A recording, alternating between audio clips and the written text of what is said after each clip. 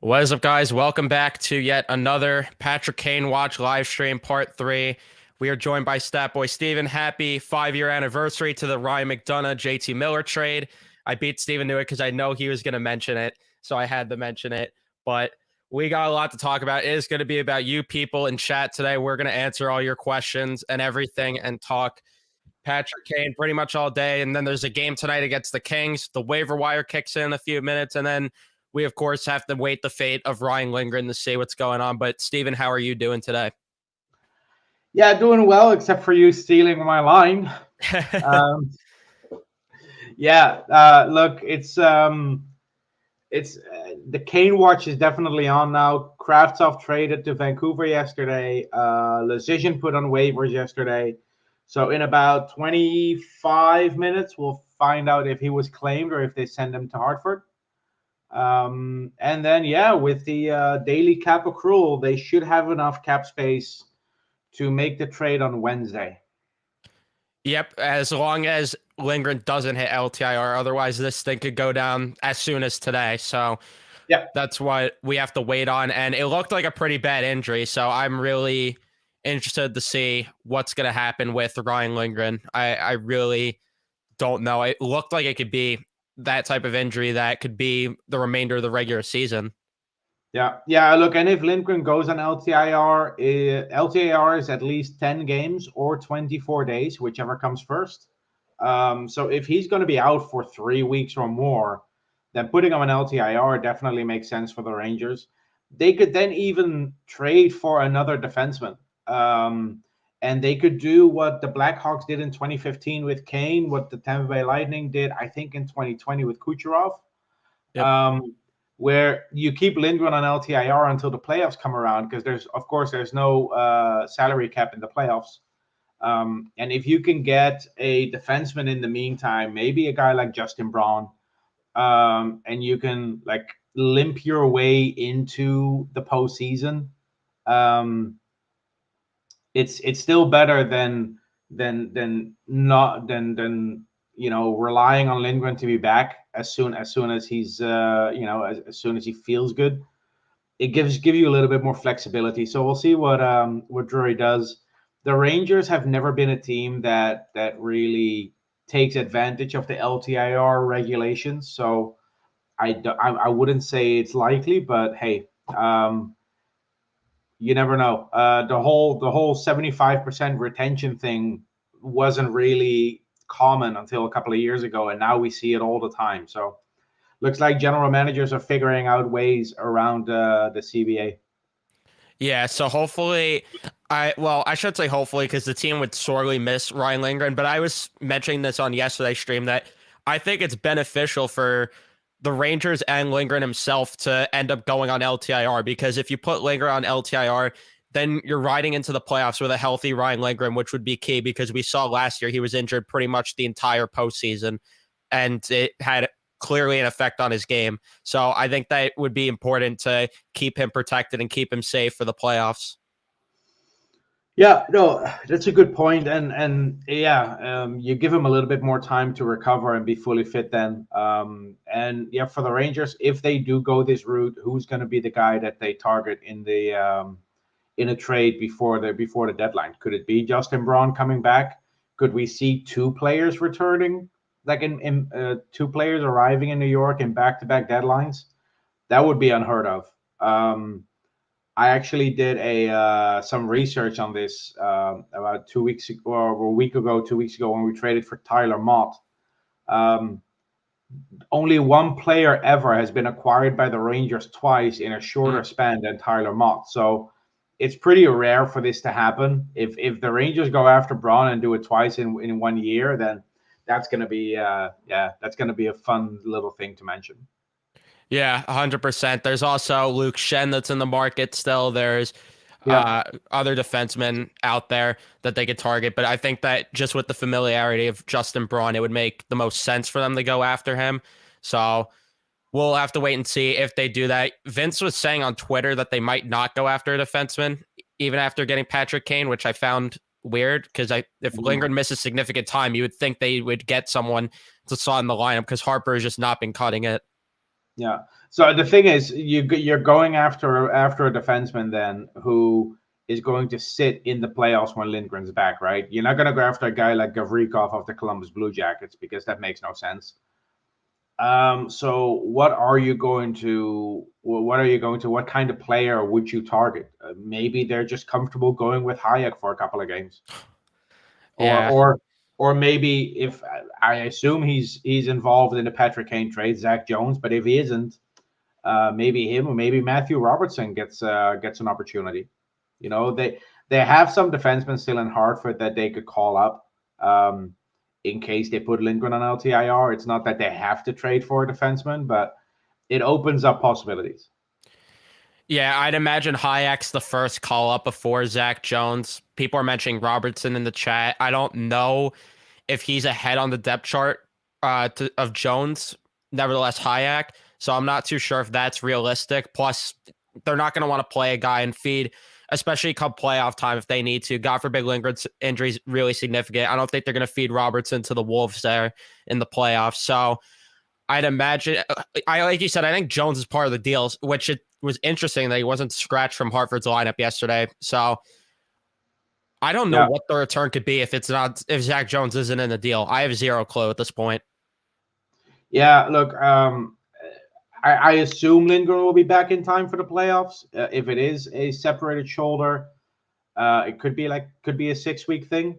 Um, the only thing you're just worrying about now is how do we get through the rest of the regular season. I'm pretty sure Lindgren will be back by the time the playoffs start, probably before that. Yeah, well, that's really the tricky part because you're in a downward spiral right now. You obviously don't want to go too far down one to the point where you slip out of this third place spot. I don't think that's going to happen, but God forbid it does. You're in some serious Mhm. trouble. Yeah. Yeah, but on the other hand, we're talking about this as if we weren't prepared for this, but name a team that wouldn't be in trouble losing a top pair defenseman due to injury for 4 to 6 weeks. Exactly. Every team would feel this, and I said this the other day when I was recording with Tyler for Rangers Review. It always feels like the team that stays healthy in the playoffs wins the cup. Yep. So staying healthy in the playoffs is maybe even more important than having the best team. And look, if we're gonna go through a slump like the 4 game losing streak we have now, if we're gonna have some injuries, I rather have it be like at the end of February, early March, than having to deal with it in the playoffs. So um, I don't think the Rangers are at risk of falling out of the top three in the division. And to me, that's the most important. As long as they can make the playoffs as a top three team, look, the New Jersey Devils don't scare me in the playoffs. Really. Um, Even no, if they acquire Timo Meyer.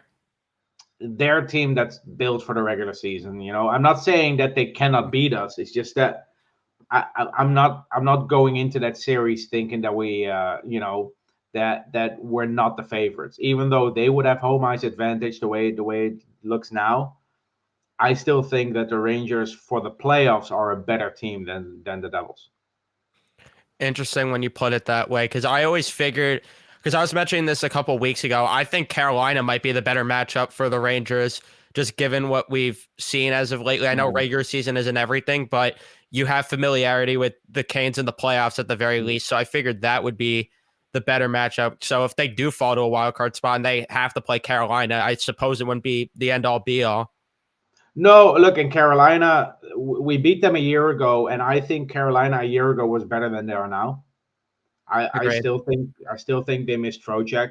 Like they replaced D'Angelo with Burns, and it's great. And then they added Pacioretty, but then he got injured again. So the one player that haven't been able to replace yet is Vinny Trocheck. So I think the Rangers are a better team than they were 12 months ago. And if we go up against Carolina again, that doesn't worry me. What the concern for me starts when we get to the conference final, when we go up against the Bruins or the Tampa Bay Lightning. I think it's one of those two. I love Because that the Toronto Toronto wasn't Maple even mentioned. Yeah. Toronto Maple Leafs, I'll start worrying about once they make it to the second round in the salary cap era. So Yeah, fair enough to not even consider Toronto in the mix, but that would obviously probably be the most favorable matchup for the Rangers out of the three. just Yeah, given look, the fact that the Rangers, I think, have the clear goalie edge in that matchup. yeah, the Boston Bruins are a good team, but they are an older team, so it makes you wonder how they will play in April and May, and like early June once you get to the conference final. Um, so we'll see about that. But look, the Devils and the Hurricanes don't worry me at all when Hmm. you go into the playoffs. And if the Rangers get Patrick Kane, that's three proven, like that's three elite wingers that you have on your team, like Panarin, Kane, Tarasenko. You add Kreider to that. That's those are your top six wingers.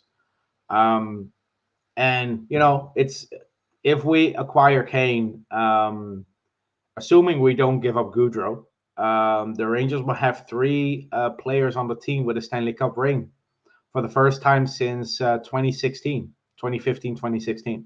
Yeah, it's been a while. Yeah. In 2015, 2016, the Rangers actually had five players with a Stanley Cup ring on the team. Um, Eric Stahl, Victor Stahlberg, Dan Boyle, Jared Stoll, and Daniel Paille. And those last two I actually forgot about until I looked it up. But yeah, uh, look, not that it really matters that much. I think having a Stanley Cup ring is not as big a deal as some people make it out to be, but having Agreed. that experience definitely helps. And the Rangers going to the conference final last year is going to be huge for this team. The kid line's a year older. We've seen what Zibanejad and Fox can do in the playoffs. Panarin was disappointing a year ago, but he was dealing with a lower body injury. He's going to be better this year than he was last year. So Shesterkin was shaky in the Penguin series, and we still got out of that in 7 games. So going into the playoffs, I really have no concerns. This is a better team than they were a year ago, and Tarasenko and Mikola are going to be valuable players in the playoffs. Yeah, I really am looking forward to a guy like Mikkel in the playoffs, who I think could be underrated given the fact that he plays that playoff style of hockey. So I think that he's definitely going to be a key piece and an underrated piece for the Rangers going forward. I don't like him, obviously, right now paired with Fox. That looked like a disaster yesterday against Washington, but for the time being, it will be what it will be. Yeah, yeah. Look, and the whole Patrick Kane thing, it's all about what are we going to give up. If we can pull this off without giving up Brennan Othman or a first round pick or a roster player, it's going to be a win trade. The trade's going to be a win for us. I see Yeah. I see people saying it's going to be Zach Jones and a second, or Zach Jones and a conditional second. If it's a conditional second where it turns into a first, if we win the Stanley Cup, yeah, I really don't care. I don't care that it becomes a first. If we win a Stanley Cup, then great. I would even be happy if the condition is to make the Stanley Cup final, because it takes us one step further than where we were a year ago. As long as it's not a guaranteed first go into Chicago, I'm happy. And we still have to see what kind of pick we send to the third team for that 25% retention. So you're going to lose probably Jones and two picks. It could be a second and a fourth, maybe a third and a fifth, a conditional second and a fourth. We'll see, but the details will probably hear on Wednesday. Yeah. Uh, for everyone that was asking in the chat, because I saw some people asking, yes, the trade should be done by Wednesday, unless Ryan Lindgren does hit LTIR. Then the trade you could expect to be done as soon as today, but I'd say that's more unlikely. But we know Gallant, with when he says day to day, that could obviously change in a heartbeat because Yeah, look, the whole day-to-day thing, I hate it because with the Rangers, every player is always day-to-day. Shesterkin was day-to-day for almost a month a couple of years ago. yeah. They never. It's either upper body or lower body injury. They never give any details. You can lose your arm, and they'll tell everyone you're day-to-day with an upper body injury. There's you never get any details from this team. It is the way it is what it is. We'll just have to wait and see whether or not Lindgren goes on LTIR. And even if they don't put him on LTIR today, they can still do it at a later stage in the season, because you can put players on LTIR retroactively and then you know uh, play with the salary cap that way. Yeah. So we'll have to wait and see. Rob saying Lindgren being hurt again is not good. Igor sloppy bad. Rangers need to make a dance before they worry about the run. Fair point, but like we've seen last year, this team turned it up right before the playoffs began, and they rode that momentum going into the playoffs. I am not concerned until there's a reason to be concerned when it comes to that scenario. Yeah, look, I'm not worried about the Rangers making the playoffs or not. They're in. Yeah. To me, it matters what happens right before the playoffs, them getting hot, and then, of course, in the playoffs, their performance. Yeah, look, and in the playoffs, everything changes. We saw it last year. Of course, we went up against the Pittsburgh Penguins, probably the worst team to go up against in the playoffs because every call went their way. Game one, that disallowed goal by Kako. I think everyone remembers that one. Yeah. Then there was this weird high sticking call on Lindgren where apparently Lindgren hit Crosby with a high stick, but the stick never made contact with Crosby. I'm just happy the Penguins are out of the playoffs. The Penguins are not going to make the playoffs. I'm telling you, it's going to be the Islanders and the Sabres, or Really? maybe the Red Wings. But the Capitals and the I think the Penguins. Red Wings and Sabres. Look, this is the end of an era. It's the end of the Ovechkin Crosby era, and I love that it comes in the first year of Malkin and Letang's extension. Oh, I love it too. Yeah. It makes me happy. But we do have to announce that Cjeths has joined the show in his car here. Familiar face. What up, boys? How are you doing, Nick? Gonna try to enjoy this lunch break, talk some puck with the boys. I'm actually really excited for this.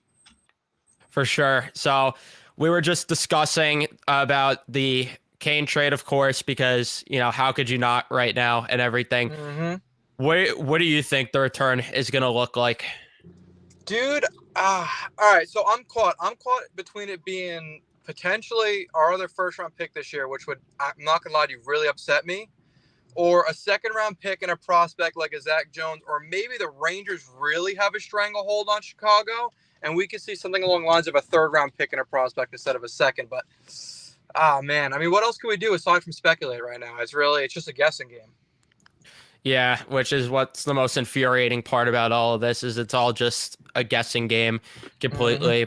So I still have no idea. Like, I can't put a finger. I'd imagine the Rangers untouchables in this trade are Othman, Sakura, and Garant. That's what I was saying yesterday. I think those are the untouchables. Might even can throw Cooley in there too, man. I don't know. I don't know if he's safe, honestly. I think if you had to add another player on that list of untouchables, it's McConnell Barker. Yeah, I think that's fair. That's your boy, Steven. He's doing well, you know. He's like, it's nice to have a center prospect that's doing really well in the role that he's given.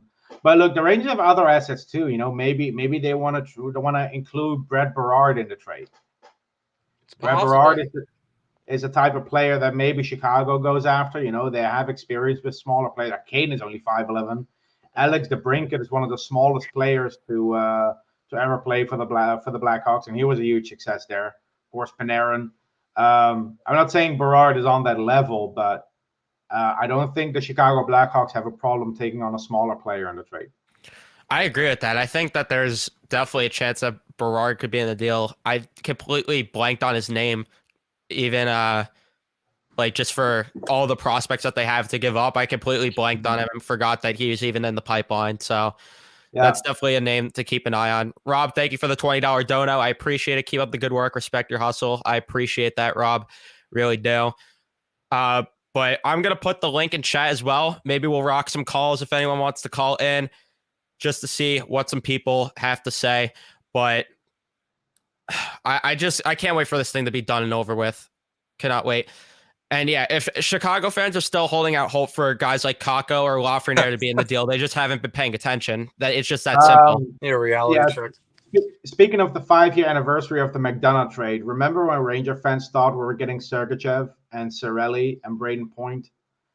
Yeah. That's basically this. Chicago Blackhawks fans think they're getting Kakko or Lafreniere, like Sabres fans thought they were getting Lafreniere or even Buchnevich. No. Especially for a rental. You know, Kane has no term left.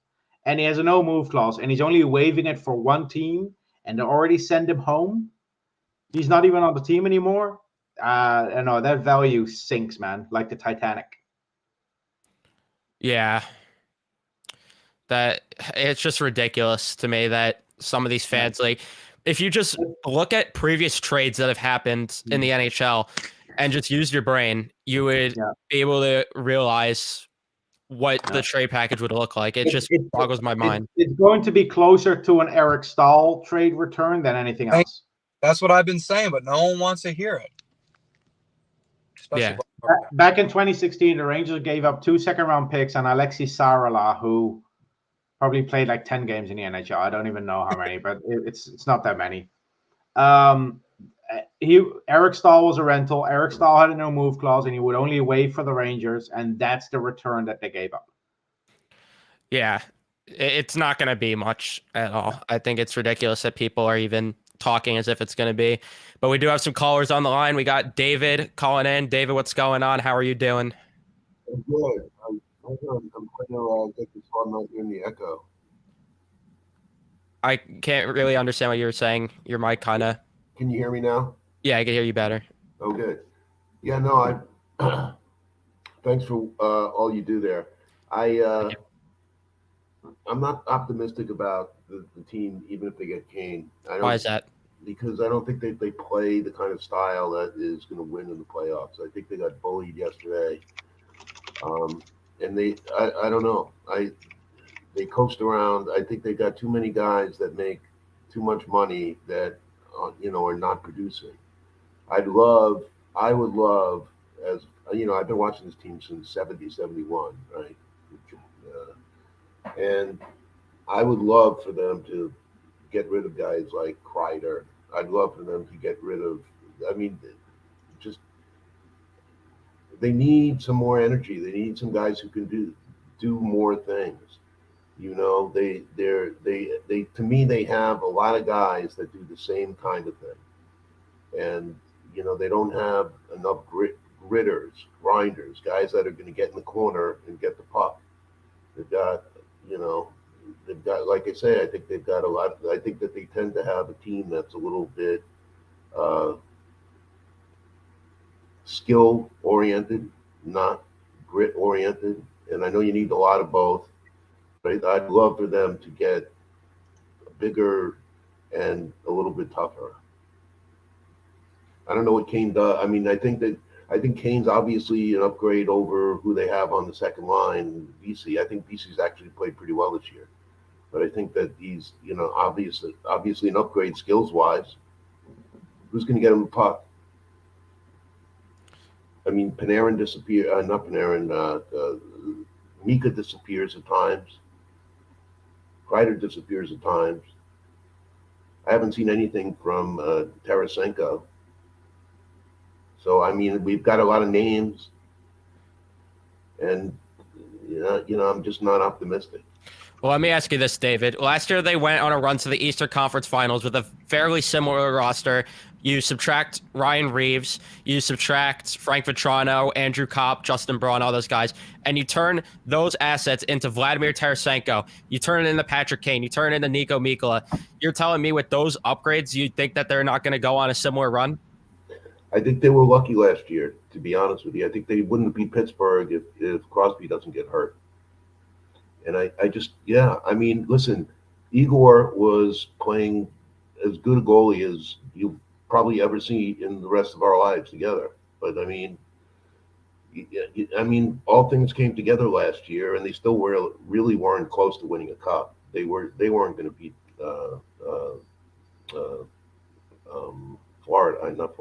Tampa. They certainly weren't going to be Colorado. Yeah, Colorado probably would have gave them some trouble, but and thanks for the call, David. But I don't know if I agree with the whole they need to add more grit thing. I'm not there at all. I will say I did agree with what he said about Kreider, and that man, when he is quiet, he is quiet. Yeah, that's something I did agree with.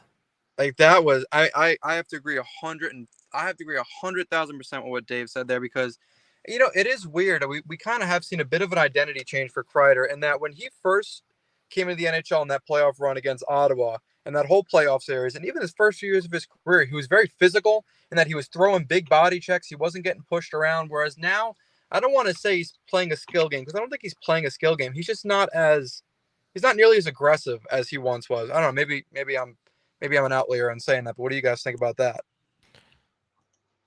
Look, I think having like that physical edge is important, especially in the playoffs.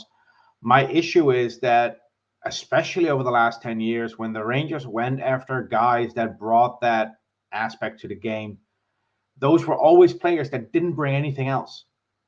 Daryl Poe and Aaron Asham and Tanner Glass and Cody McLeod and Brandon Lemieux, and it's Ryan Reeves. It's Sammy Blais.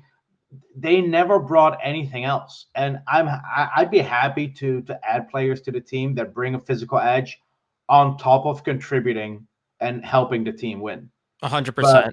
But those players are hard to find, and look, if those players are out there, then by all means go after them. But I don't think having Ryan Reeves on the team, just to name a guy, gives you a better chance to win a game in the playoffs. I think there's definitely value to what he brings, but he doesn't help you win games with what he does on the ice. Like he's a deterrent, and that's great, but you need more. You need more from a player than just that. And the Rangers need to figure out to either get those players in trades or develop those players themselves. And maybe a guy like Will Cooley in a couple of years can be that player who stands up for his teammates, who brings that physical edge, and on top of that scores 15 to 20 goals. And on top of that, helps your team win in tight games in the playoffs. I hope so.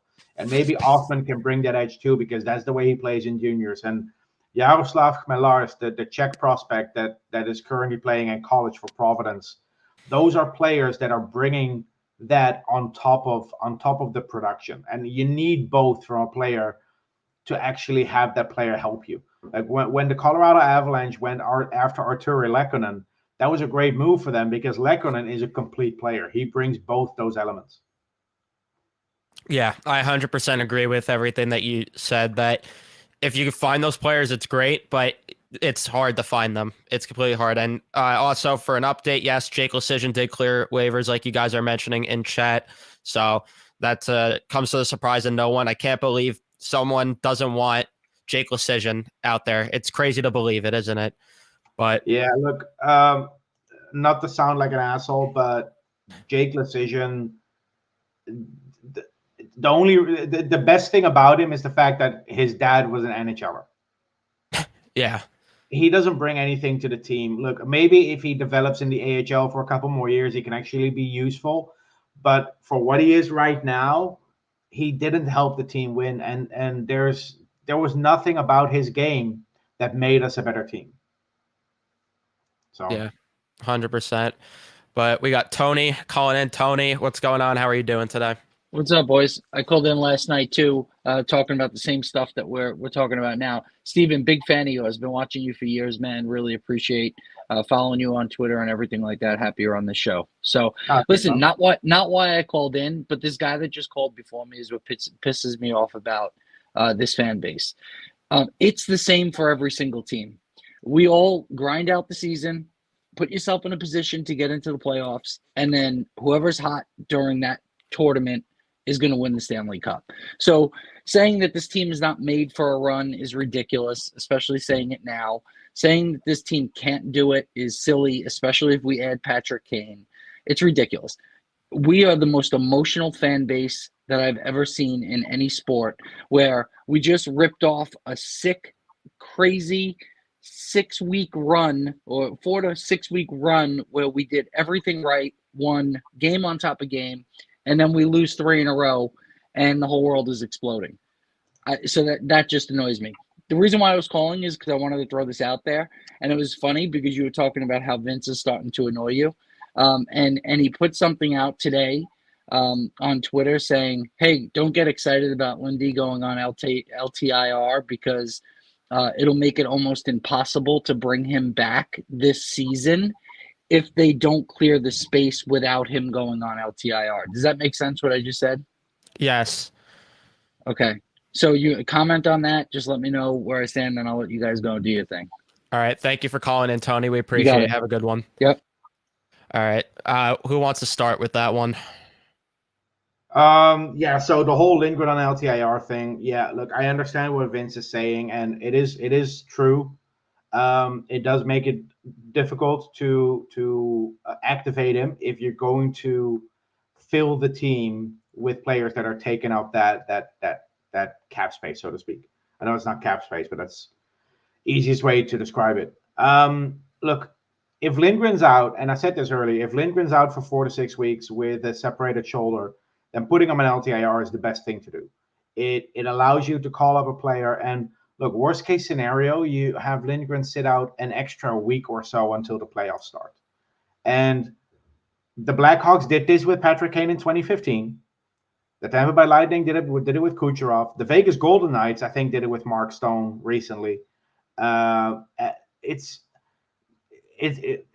I don't think it's the end of the world. And the funny thing is, and I mentioned this when I was talking to Tyler again on Rangers Review, when in 2015 the Chicago Blackhawks put Kane on LTIR and then acquired Antoine Vermette at the deadline, a lot of teams were like, all right, well, whatever. But the Tampa Bay Lightning, they had a problem with it because they felt that it was cap circumvention by keeping Kane on LTIR when he was healthy. So they opted to have the rule changed, and 29 other teams said no. Yep. I remember this one. When the Tampa Bay Lightning did it 5 years later with Kucherov and all the GMs were complaining, I was like, what are you complaining about? You had the option to change this rule, and you didn't 5 years ago. But now when Tampa's doing it, all of a sudden it's a problem? No. Look, they have an option to acquire a defenseman, call up a defenseman if Lindgren goes on LTIR. Yeah, it's going to be a bit of cap juggling to get him back on the team before the regular season ends. But look, if the Rangers have already sealed their playoff spot, what's the harm in having Lindgren sit out another week and have him fully healthy for the playoffs? Yep, 100%. I don't see that as a negative. You don't think that if we LTIR Lindgren that we could call up Robertson and still get Kane and still not have to worry about then reactivating Lindgren by sending down Robertson later on? You can. The problem is that you would have to send down Robertson for a couple of days before you can activate Lindgren. To accrue the cap space. What if we sent down, and now I know this is going to probably piss off Braden Schneider, but if we did those little cap tricks like Hockey Stat Miner often posts about sending guys down on the off days and then recalling them later just to accrue pennies whenever you can. Yeah, they can. I just don't know that they want to mess like mentally with a player like Schneider that way. We talked about it 2 years ago when the Rangers had the option to do the same thing with Fox, Kakko, and Shesterkin, and they didn't really do it. The only reason they did it was when they had the taxi squads because it didn't affect the player's pay. The problem is if you send a player down to the AHL, it affects not only his pay, but also the benefits for the time they're in the AHL. Even on non-game days, it's kind of a dick move. Yeah, that's true. So yeah, the cap gymnastics are just absolutely ridiculous with this entire thing, and it's just annoying. And then good thing the cap's going up by $1 million though, everyone. So yeah, look, and we have 3.4 million coming off the books in cap penalties next season. Yeah, and I really wonder what this team's going to look like next year, because there could be it could either look a whole lot the same or it could be different, seeing different guys be cap casualties. I still wonder if Lindgren ends up being one, but I think that we're about to see how sorely missed he would be if they did end up using him as a cap casualty. Barclay Goodrow is obviously one that could be one. So this offseason is going to be just ridiculous. Yeah, true. Yeah, so it's looking like the Meyer trade's probably going to happen soon. We just don't know which team it is. I'm hoping that's not New Jersey, obviously, but it's most likely going to be, unfortunately. And yeah, I saw that they want Dawson Mercer, so we'll have to see if the Devils are willing to give that up. Maybe Buffalo takes a swing late. With That's what Tuchel. I was thinking. Anybody but Jersey. Anybody but a team in the Metro, please. It looks like Carolina is out, so I don't think Carolina was going to have the picks to. Well, not the picks. I'm sorry. The they were willing to get rid of. Was it Seth Jarvis that the Sharks were asking for, and they were not willing to get rid of Jarvis. Whereas I think the Devils might be not interested in getting rid of Mercer, but more willing to get rid of Mercer with guys like Holtz and other young players coming up than the Hurricanes were with Jarvis. Yeah, which makes complete sense for the Canes to not want to do that. There's also looking at the situation of Timo Meyer's contract, right? His qualifying offer is $10 million. A team like Carolina may not even be able to afford the qualifying offer, so they would lose him for nothing. So for him, it'd be a pure rental. Would you give up Seth Jarvis for a rental? Probably not. Would you give up Dawson Mercer for a player that you can re-sign to an extension? Yeah, probably. So for those two teams, their situation cap-wise is also different going into a potential Timo Meyer trade. Yeah, because for the Canes, they probably would have had to flip him again afterwards, if I had to guess. So, which I wonder now what they're going to do at the deadline, now that Barbashev's off the table, now that Meyer's probably going to be off the table soon. I don't know which way Carolina's going to go. Probably JVR, no? Yeah, I think that's really all they can do. I don't know where else they could pivot. I mean, what options do they really have? Right? You're right, yeah. They missed out on Tarasenko. They missed out on Kane. I don't know to what degree they were even interested in those two, but now they're going to miss out on Meyer. Barbashev's already gone. There's not much left. And Gus Nyquist, maybe? Yeah, maybe. But does Nyquist really make you a better player? I don't know. Make you a better team? I don't know.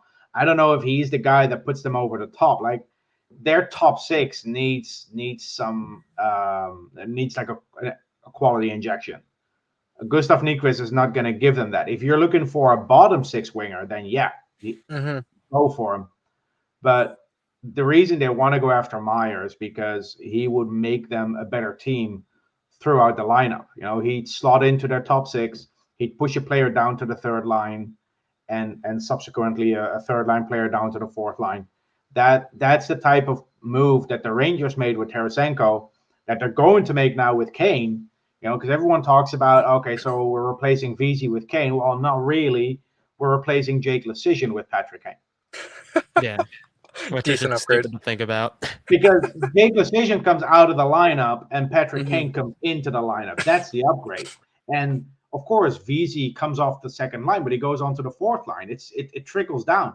Your fourth line gets better because Kane goes onto that second line. And that's what the Carolina Hurricanes were probably hoping for with Timo Meyer. Yeah, 100%. And this is another reason why I'm just like not even afraid of the Canes come playoff time, is because they don't have guys that wow me in their forward group. They really don't. Where if they got Timo Meyer, I would look at them differently. But for right now, I just don't look at them as being able to get over the hump just with that forward group. True. But who knows, if Aho has a bigger playoffs than last year, that could change everything. But as we saw last year, he just wasn't good enough. No.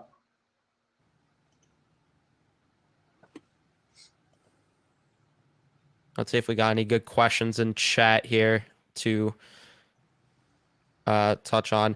If you're talking about Patrick Kane, no, he's not in New York. He was at the morning skate with Chicago. So we still, again, the trade is not officially done, but this thing's at the finish line, and it's just pending the Rangers getting the appropriate cap space to get it done. It would take, outside of that, something catastrophic to happen for this deal to fall through. Would they say March 1st is the earliest we could do it with the roster we have now? Yeah, Yes. March 1st. Yeah, March 1st. That's 3 days away, right? Yeah. Well, we Well, have a game that day. Yeah, they do. yeah, I think it's Philly. Philly. Okay. and then That'll they be interesting play for his Ottawa game. the next day. So get them on a back-to-back. See, I'm always a big fan. If you're going to get somebody, get them on a game day, just because you don't give them too much time to think about it. They just get on the ice and do their thing. That's a fair point. Yeah, I agree with that. Because I was also seeing that maybe there's a chance Tuesday the trade happens, but I'm not sure how true that is. Well, Tuesday they cannot make the trade on Tuesday because then it would count against the cap on Tuesday. Yeah, unless they do the paper transaction of sending Schneider down, which we touched on, they probably won't do, but that's really the only other way. I'm 99% sure that the deal has already been put on paper. You know, all the paperwork ready to be sent to the NHL. Probably like Tuesday night, like 1 minute after midnight. That they can send it and get it done. But it's nice to have like 2 days, you know, flexibility between getting a trade done and the trade deadline. So we don't have to worry about it on Friday then. And who knows, maybe they wait until Friday, you know, bank 2 more days of cap space to give you a little bit more flexibility going like down the line. Who knows? But yeah, I don't expect anything concrete until Wednesday. I agree. I think that them waiting for Friday hinges on Ryan Lindgren's health, because if Ryan Lindgren's not healthy by Wednesday, I don't think they're going to do it, because I don't think they're going to want to run shorthanded for that long. I think that's what it hinges on there. Yeah. Yeah, Kayla, Chicago is stupid if they ask for a lot. Again, they're not going to be able to do it. And anyone that thinks that they're going to get more than guys like Jones, guys like Robertson, guys like that, is just not paying attention. It's that simple. What are you guys thinking for the when the playoffs roll around? Who do you think are going to be the Black Aces for the Rangers this year? Good question. Think they call up Brodzinski? I mean, if Hartford somehow makes a run and they put themselves in a spot to make the playoffs, you really start pulling from the farm? There's no way to make the playoffs.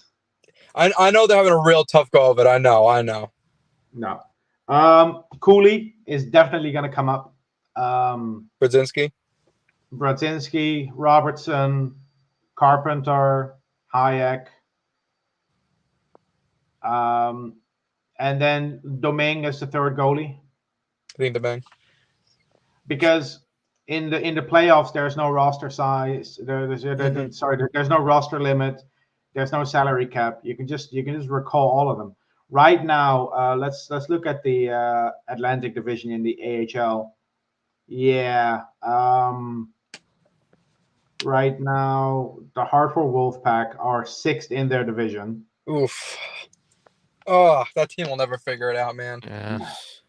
Oh my God. No, it's terrible. What about Gustav Ottman? Riedel? They'll probably bring up Riedel. I mean, they're paying him NHL salary, so why wouldn't they? Let's see if there's a playoff picture here somewhere on the AHL website. It's AHL website is so terrible. Always has been. Would Ottman count against? Would it burn a year off his ELC if we have him skating as a Black Ace for the playoffs? Only if he actually register a game. He has to play 10 games for his 10 games contract period. to count. Yeah. Okay. But look, I'm not counting on Othman because Othman might be playing hockey until early June anyway. Yeah. That's a fair point. He's with the Peterborough Petes. If they win the OHL, they go to the Memorial Cup, and that ends, I think, June 4th. So worst case scenario for the Rangers, he won't be available until like what, June 7th, June 8th. Just in time for us to raise a cup. No, and even look, if the Rangers make the Stanley Cup final, they can literally call up Othman and not worry about his ELC because he cannot play more than 10 games anyway. Can you imagine? But the thing is, with Othman, I don't think they're gonna call him up at all. You know, they're just gonna leave him in the OHL, just have him play his hockey there, and then he'll come up over the summer. He'll join prospect camp in July. and then preseason in late August, early September. You think you let him over marinate in the AHL a little bit next year, or if he's ready, just call him up and throw him to the Wolves? Depends on two things. Depends on how he does in the preseason, and it depends on the contract status of other players, as we saw with Kravtsov in the past. It's not always about who deserves to be on the team. It's often about contract status. Why did Ryan Carpenter make the team over Gustav Riedel? Yeah. Because Riedel could be sent down without waivers. It's that simple. When the gap is close enough between two players, they're going to look at, okay, what decision can we make that allows us to keep both players in the organization? Like if someone really outperforms his peers, like Stepan in 2010, then yeah, of course you're going to keep him on the team. But if the gap is small enough between Othman and someone else who isn't waiver exempt, then they're going to send Othman to Hartford, and he's just going to play there for half a season, maybe a full season. But yeah, he has only played.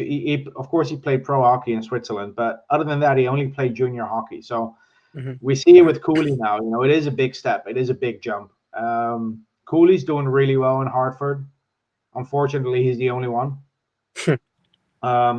He leads the team in goals, but he's ranked like 64th in the league in goals. That tells you how bad the team is. That your team leading goal scorer is not even top 50 in goals in the league. That's how bad the team is. Yeah. So bad. I don't even know what the solution is in Hartford, man. We send prospects to Hartford, and not often do they ever perform. I'm not going to bring up Ryan Gropp, but you know what they should do with the Hartford Wolfpack? They should just pack it up and move them to Brooklyn, have them play at the Barclays Center, and just rebrand to the Brooklyn Rangers. Why not? You know, I'd be down for that. Imagine how many fans will go to those games on a weekend. It'd be more packed than Nets games, I can tell you that. If the New York Rangers aren't playing, and you can go to Brooklyn to see like the junior Rangers or the minor league Rangers for like $20-$30, people will go. 100%. Yeah, I know I would. Yeah, it's just like the thing with and I was in Hartford a couple of years ago, and I was talking to people who like grew up in Hartford. You know, like these people are like in their 50s. They were Whaler fans. The Whalers left in '97, and the Wolfpack arrived in '97. There was literally no time for Whaler fans to mourn the loss of their team, so to speak. So the Wolfpack, they don't appeal to Whaler fans because they're the minor league affiliate of the New York Rangers, which is one of their biggest rivals. And it doesn't appeal to Ranger fans either because it doesn't feel like going to a Ranger game. Like it doesn't feel like they're part of the organization.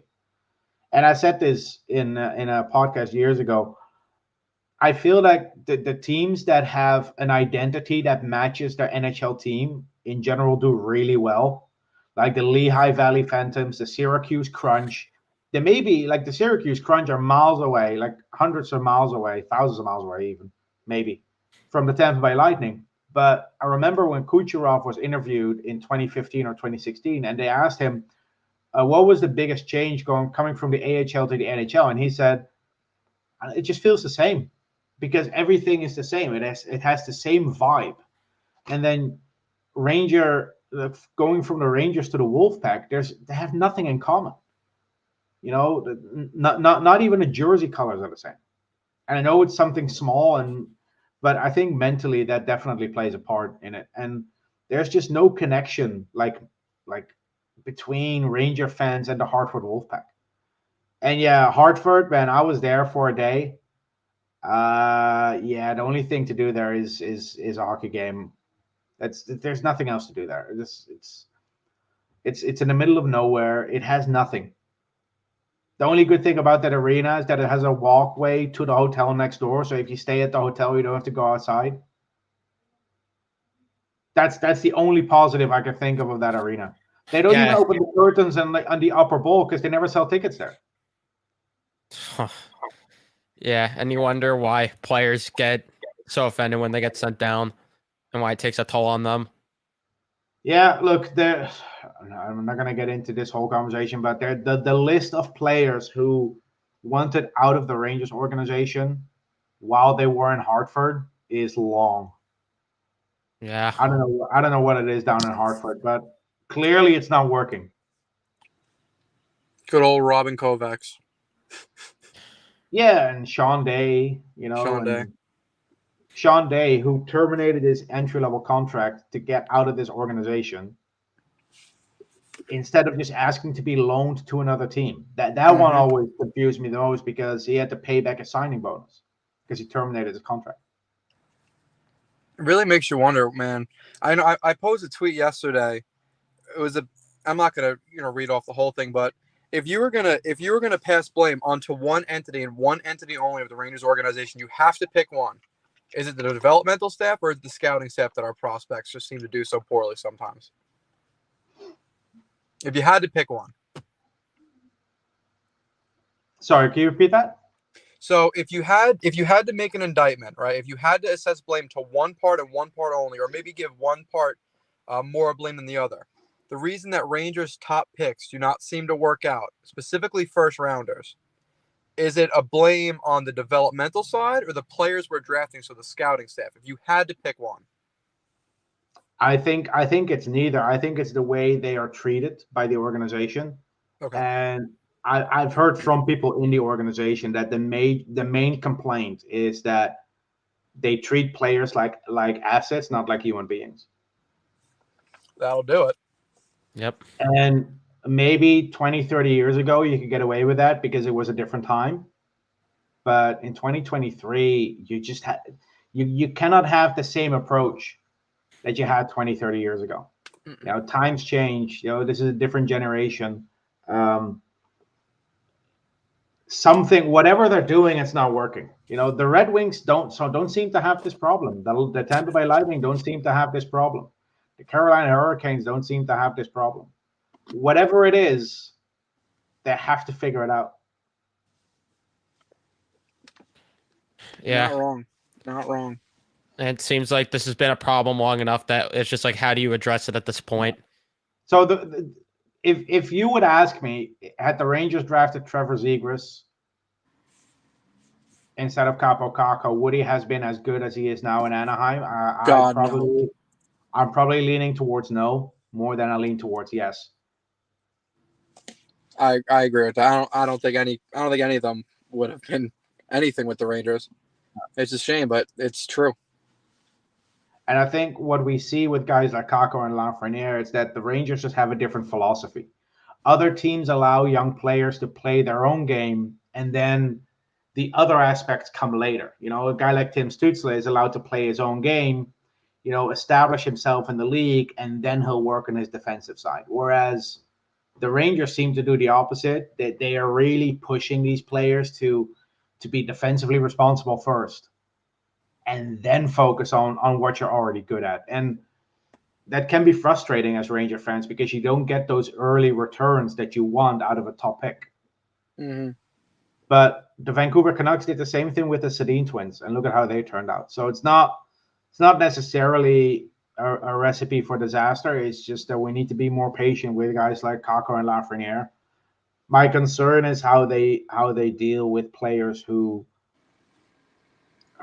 don't have that much talent to overcome everything, Mm-hmm. And if you look at the success stories, there's Hedel and there's Schneider when it comes to Hartford, and then you'd have to go back to probably Artem Anisimov almost 20 years ago. Mm-hmm. It's just not good enough. Whatever they're doing in Hartford is not good enough. It's awful. Yeah, and it's amazing that they just still haven't fixed it or got it figured out. How have you not figured it out at this point? I don't know. It's beyond me, though. Well, step one to fixing a problem is admitting you have one. Well, that's true. Very true. It's like an addiction. Addicted to busting prospects. Yeah. Just got to get one fix a season. That's all. It's like being in a bad relationship with a woman who treats you like shit, 1,000 people can tell you the relationship's not good for you. As long as you don't realize it yourself and like mentally make that switch that yeah, this is not good for me, you're not gonna make a change. Mm-mm. Yeah. It's an addiction that killed me. Thank you for the $5 dono, Jimmy. Appreciate that. Thoughts on the Sound Tigers New Jerseys? I think they look pretty clean. Oh, is this the Islanders minor league team? Yes. Yeah, they're the Islanders now, right? Yeah, they're the The Islanders, Bridgeport- not the Sound Tigers. Stupidest name in North American hockey because they're not even on an island. Yeah. They're in Bridgeport, Connecticut.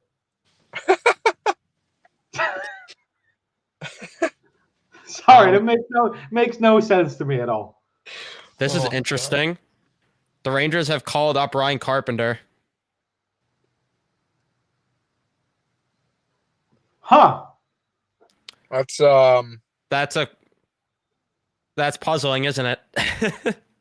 Well, there goes the accrued cap space. Yeah, I'm trying to figure out. So this has to mean Lindgren's going on LTIR. No, like I'd figure that because there's no way you get the Kane deal done anymore unless you. Either that or you trade for Kane on Friday.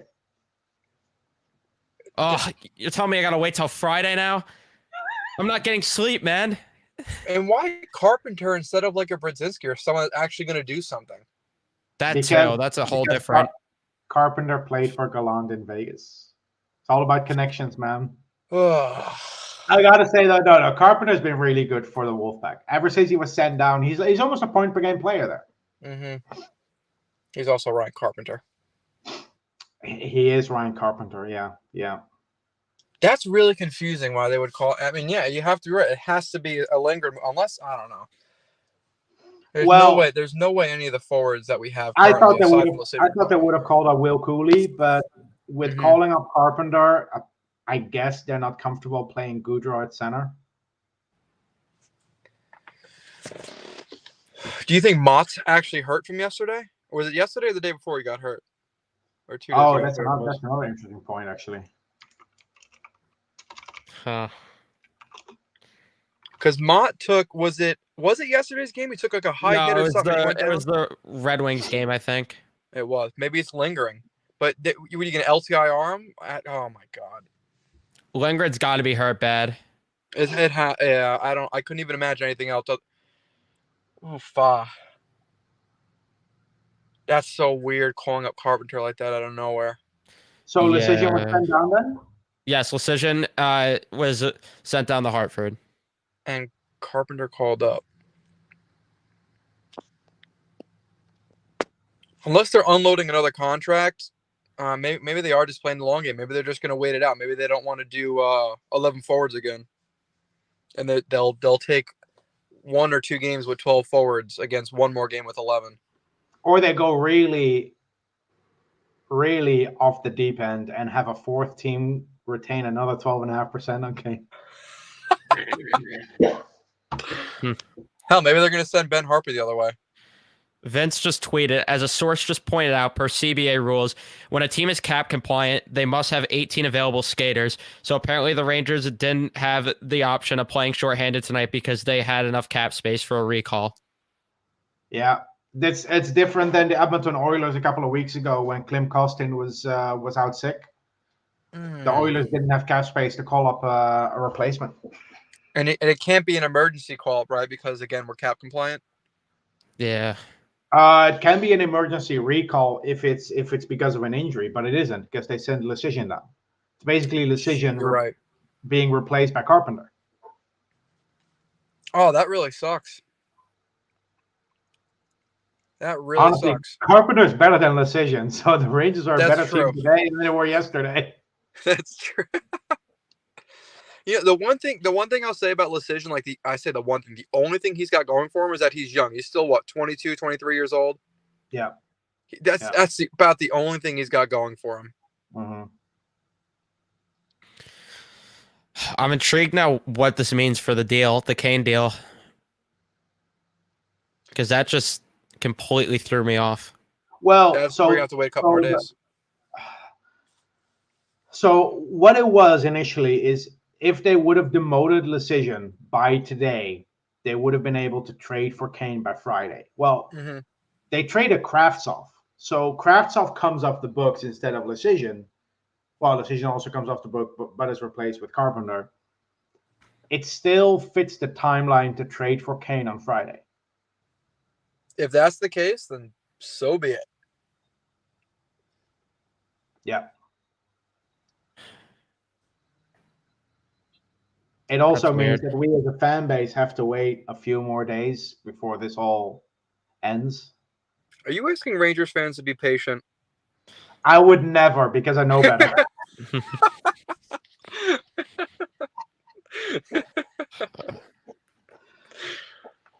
No, It's looking like I this is going to I be a already continued streaming like thing. my fiance's brother asked me a couple of times over the last few days, and when I explain it to him, at least he understands. You know, he's a smart guy, but there are some groups on Facebook where I try to explain it, and they Oh, go, well, I try to explain how daily cap works, right? How you Mhm. accrue daily cap, and this one guy's like, oh, what's your source? Like, my source is mathematics, dude. It's dude, it's it's gotten to literally the point where I just tag Puckpedia in tweets. Like, yeah. just go here. Yeah, my source is what we learned in high school. It's just math.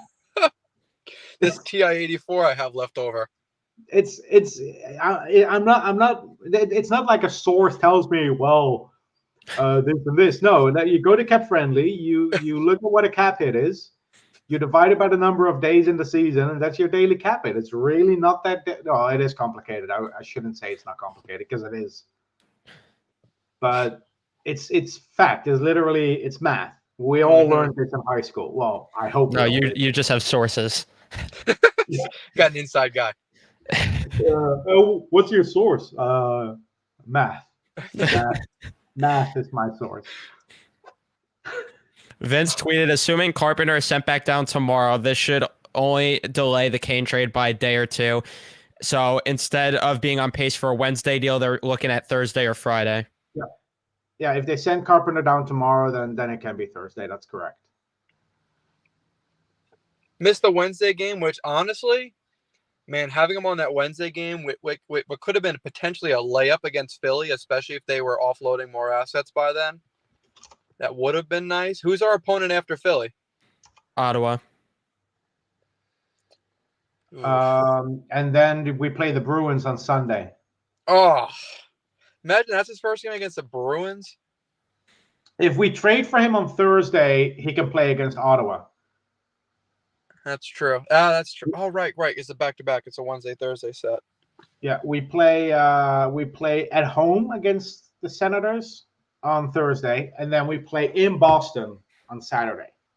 Dude, that's gonna be a rough and tough game, man. Them getting Orlov and Hathaway, God, I hate how good of a move that was. That Garnet Hathaway guy, I think, is really, really good. By the way, if we acquire Kane on Friday, he doesn't make his home Rangers debut until March 14th. How long is I that got road tickets trip? to that game. They play the Bruins on Saturday. Then they play the fuck. Then we don't play for 5 days. Then we play the Canadians on Thursday. Then the Sabres on Saturday. Then the Penguins on Sunday. And then we're back home for Washington. Yeah. That's going to be a tough stretch. That is not going to be an easy set. And thanks to the NHL schedule makers, we play Pittsburgh 3 times in 1 week. Oh, nice. Yeah, that makes sense. And then we play the Predators and then the Hurricanes back to back. Nice. Don't you guys love the scheduling? We finish the season with home games against the Sabres and the Maple Leafs, though. Those are not gimmies either. Man, we have a really tough second half of schedule. Mm-hmm. Yeah. Or last quarter of the season. The genius of schedule makers, they decided to make all the Ranger Islander games early in the season and none in the second half. Like, I just don't understand that. The only easy games we have left is, well, based on the standings at least, Flyers, Senators, Canadians, and then twice against the Blackhawks. Wait, really? Sorry, Blue Jackets. Blue Jackets. Oh, I was gonna Sorry. say no way. That would have been sick. Sorry, Blue Jackets. No, because it's CB. It's Chicago Blackhawks, Columbus Blue Jackets. I always mix the two up. It's annoying. Like weird thing in my brain. But yeah, look, the Rangers have a tough schedule ahead, man. They play the Capitals twice more. They play the Devils still. They play the Sabres twice, who are very much in the wild card race. They I mean, play the depending on who the Lightning. Capitals sell off, that might not be an awful game, but we always struggle against them. Yeah, they sold off Hathaway and Orlov, and they annihilated us last night. Yeah, like badly. We played the Tampa Bay Lightning and the Toronto Maple Leafs in the last 8 days of the season. Mm. The last 5 games are Lightning at home, Blues on the road, Blue Jackets on the road, and then Sabres Maple Leafs at home. Jesus. Definitely not the easiest schedule in the league, that's for sure. No. Yeah, they got to take advantage of teams like Philly, Ottawa, and Montreal. Have to. Need to. Yeah. But look, hey, I know Ranger fans are a bit down because we lost 4 in a row, but dude, we won like what, 8 in a row before that, or 7 in a row before that. We had points in what, 10 or 11, maybe even 12 straight? No, Steven, they're not allowed to go into a slump. They have to be good 82 games, and they have to play consistent all season long. 82-0 or bust. Yeah, I actually looked it up. Like the last 10 Stanley Cup winning teams, if they had any bad losses in the last 2-3 months of the season, oh yeah, like 4-game losing streaks, like the Avalanche, the Tampa Bay Lightning twice, the Penguins in 2017, the Blackhawks in 2015. There were some ugly losses in there too. The 2017 Penguins, they lost like 4-1, 4-0, 6-2, 5-1, 5-3. The Capitals, the year they won the Cup, in the last 2 months, they lost 7-1, 5-1, 4-0, 6-3, 4-1. Oh, my God. The Avalanche last year, right? They won the Stanley Cup. They were the best team in the league, right? Like, hands down. They were better than the Panthers, even though they didn't win the President's Trophy. In the last 2 months of the season, they lost 8-3, 5-3, 4-1, and 5-2. Those last 3 were in a row, by the way. Ooh. Even the best teams in the league have these stretches. That's basically the point I'm trying to make. I'm not comparing the Rangers to these teams because I don't want to say we're that good yet. But the Tampa Bay Lightning in 2021, like probably the better season of the two, where they won 5-1, 7-2, 5-3, 4-1, 5-2, 5-1, 4-0. The last 3 losses were in a row. Yeah, everyone has a tough sled. Honestly, I mean, that was a long road trip we had. And if even not if long in length, those were tough games. Yeah. But, you lose a couple of games in a row. It happens. It's not the end of the world. The Rangers are not all of a sudden out of contention. Mm-hmm. So, yeah, we'll see. Did you guys see the Julien Gauthier goal last night? What a shot. It's amazing. It's amazing, isn't it? He gave Ottawa fans that false sense of hope. Hey, I hope it works out for him, though. I'm not rooting against him. Look, maybe he just gets the opportunity to play a shoot-first mentality game now. Mm-hmm. Who knows? Maybe that move he does will finally work. Well, let's be realistic. Yeah. Right to the goalie's chest. Yeah, I said this in Twitter space yesterday.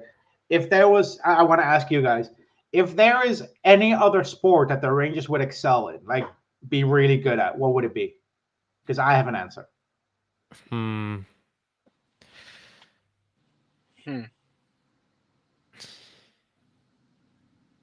I'd be really good at. Yeah.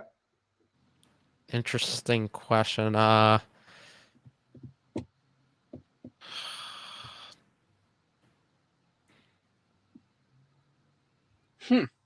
at a loss here. Curling and chat. Curling is a good one because My sport that I thought of is archery because they always shoot down the fucking middle. That's a Hey, good those one. goalies, man, they have really fast chests. I know. If you play if you are a goalie, you play against the Rangers. Get some extra protection right here. Literally just stand there and don't move. They'll find your chest, I promise.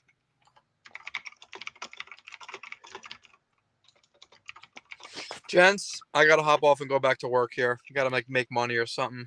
Forget how it works. I know, right? Society sucks once you're a grown up. Dude, you know what? I miss high school. I'm gonna drop out of college. I'm giving up all my hopes and dreams. Yeah. The dumbest shit children say, is, "I cannot wait to be a grown up." Oh God. Nah. Idiots. No. I put $1,000 into my car over the past week because my dang tires went out. I had to get an oil change. Oh, and I just changed my my engine coolant, which apparently is expensive. Didn't know that was expensive. But you know, what's $1,000, right? I'm about to go back to work and try to earn half of that back. Anyways, gentlemen, till next time.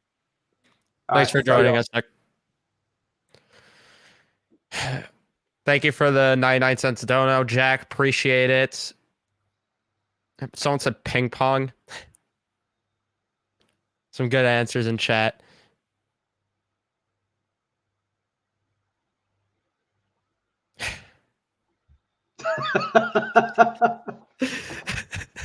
Yeah. I'm just waiting for the moment Tarasenko or Kane is on the fourth line because it's inevitable. It's gonna happen. Oh, I'm waiting for Kakko to be on the fourth line in an elimination game, if not in the press box. Yeah. Lucian's gonna play like game 7 elimination game. Lucian in the lineup over Kakko. Book it. It wouldn't shock me. Nothing would surprise me with this team. Nope. Nothing. But what time do the Rangers play today? 5?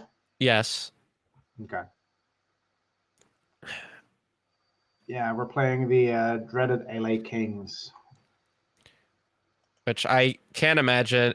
5 o'clock games always seem weird to me. They always give me a bad vibe. Yeah, the Rangers this season, when they play afternoon games, let me actually check here. So 1, 2.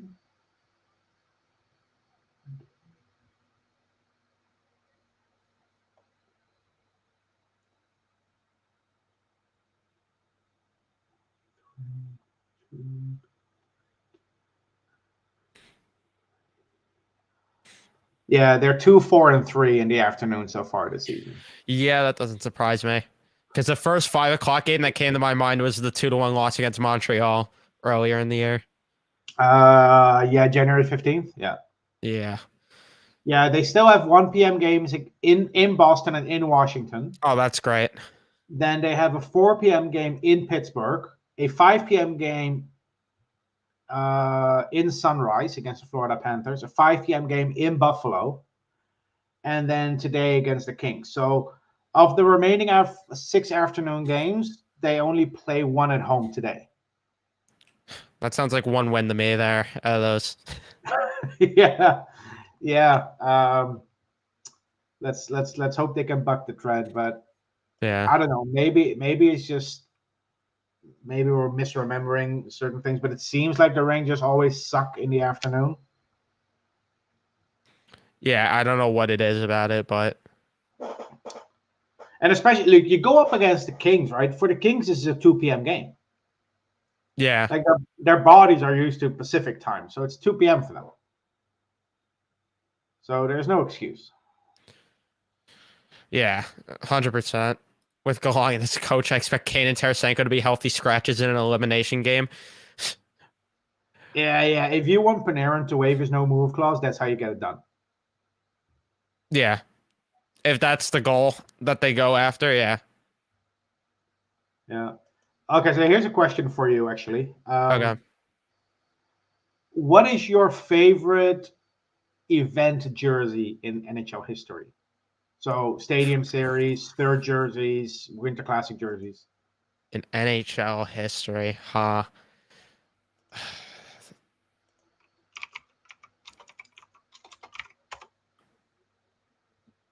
I biasly have such a love for that 2012 Winter Classic jersey. Oh yes, the 2012 Winter Classic is great. Like that cream color jersey with the Yeah. shield on the front. Yeah, that one's definitely top three for me. For me, the 2011 Flames Heritage Classic jersey, which is red, yellow, red with a white C in the middle, is really cool as well. And the I know it's simple, but the 2017 Blues Winter Classic jersey, the light blue one. Yes, those are nice too. Yeah. It's so much better than their home jersey. Yeah, I agree with that. I Also, wish they would switch to that one permanently. It's just so much better. yeah, I 100% agree. I also like Pittsburgh's blue outdoor jersey, the light blue one. Oh, I was never really a fan of that one. I like that one. I did like the Flyers one they had against us in 2012. Yeah, those are nice as well. The 2012 Flyers one with like the white nameplate and then the alternate captain and the captain patch look really cool on that jersey. I think Minnesota arguably had the worst Winter Classic jersey when they played in it. Yeah, although I've seen those jerseys in person. In person, they're not as bad as they seem on TV. I just don't like there was that part on the elbows that was just weird to me. Oh, the brown patches, yeah, Yeah, that was weird to me. yeah, the brown patches look weird. But what bothers me is the line here. Yeah, It's that like too. underneath the collar. If they removed that, it would have been a nice jersey. But yeah, look, the Minnesota Wild have one of the worst jerseys in the league, in my opinion. Um, they should just remove any red on the jersey. They should just go with dark green and the cream color, like the alternate jersey they had a few years ago with the Minnesota word mark. That would look really cool. And I love the Columbus Blue Jackets jersey with the cannon. Oh, that jersey's beautiful. Yeah. Yeah, I saw a that rumor though for the Wild they might full time switch to what they did for the reverse retros, which I think would be stupid of them, but I don't know. I think it's kind of nice. It's better than what they have now. I I just think think it's Subway with it. old time hockey fans will love it because it's the North Stars color scheme. You know, it's not like they have won anything, and in the 23 years they have these ugly red jerseys. So yeah, um, and then the Blackhawks had a lot of special jerseys. I like the black and white Winter Classic one they had a few years ago. Yes, that one was really good. Yeah. I also like the Bruins jersey in that one. Yes. Yeah. The Bruins always have really good Winter Classic jerseys. Yeah, I agree with Uh, that. with the brown. Yeah. Let's see. It's wow. We've been talking for almost an hour and a half already. Yeah. Talking. Let's see if there's any more questions before I wrap it up on my end. Yeah, I'm definitely not gonna do what I did yesterday. Yesterday I did this for 3 hours. We're not gonna be doing that again, chat. Sorry. Let's see. Oh yeah, the Edmonton lost too. That was an afternoon game. That was a bad one. Yeah. Yeah. For some reason, we never do well against the Oilers and the Flames, Yeah. especially the Flames. The last 5-6 years, Especially always suck. playing in Calgary. Yeah. I wish the NHL had glow in the dark jerseys for every team like Dallas and the Golden Knights. Imagine the Rangers having a glow in the dark Liberty jersey with blue and red. I would love like the Dallas Stars blackout jersey with the neon green. I would love to see a Rangers version of it, but then with neon blue instead of neon green. That'd be interesting. Yeah. And I think the Rangers should be more creative with their alternate jerseys. You know, I know people love Lady Liberty, but it's enough. You know, we've had enough. different Lady Liberty jerseys now. Try something new. Yeah, I agree with that. I did like the New York word mark jersey. And my friend brought up an interesting point. It's interesting that they had no celebration for the anniversary, the 95th anniversary this year. That was 2 years ago, actually. Yeah, they didn't. That was 2 years ago.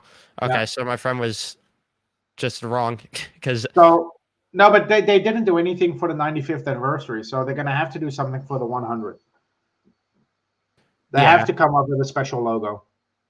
yeah, they have to, Yeah. and hopefully they don't mess it up. Yeah, like the Devils with their 40th anniversary this year, they have a special logo. Let's see if I can put this up. That's their anniversary logo this year. So I hope the Rangers do something nice for the 100th. Yeah, hopefully, maybe a special jersey that would be nice. They did a special logo on pucks for the 90th. Do you remember that one? Yeah, So yeah, we'll see. the earliest for Kane is Thursday, right? No, I saw yeah. just now. Molly Walker tweeted that according to Cat Friendly, if they send Carpenter right back down first thing tomorrow, they'll have enough to fit him in by Wednesday. Yes. So there's still hope for Wednesday, but I'd say that this deal isn't going to get done until earliest then. But even then, there's a chance that we still have to wait this one out. And they could still, like, I don't expect them to, but technically they could still do the whole cap yo-yoing with Braden Schneider to speed things up. Yeah, which To send Schneider down as a paper transaction tomorrow, and then they would still have enough cap space to comfortably make the trade on Wednesday. yeah, which probably isn't likely, but remains to be seen, of course. We can't rule anything out at this point, but that's going to be where we wrap this one up. I appreciate everyone tuning in. We peaked at about 70 viewers, so I appreciate all of you. Appreciate the support as of lately. Remember to go follow Steven on Twitter if you're not already, at StatBoySteven. He's giving you all the latest updates for the Rangers, including prospect reports and more. So be on the lookout there. He also hosts Twitter Spaces during the games sometimes. I don't know if you're doing one today, but be on the lookout. I should, yeah. All right. So, yeah, if anyone's interested in joining the Twitter Spaces, I'll probably end up popping in for a bit as well. So be on the lookout for those. But thank you guys so much for tuning in for this Patrick Kane Watch episode 3. We'll probably continue it yet again tomorrow. So even though nothing's probably going to happen till Wednesday, but we'll probably do it just for the sake of it. So thank you guys for tuning in, and we'll see you guys next time. Let's go Rangers. Let's go Rangers.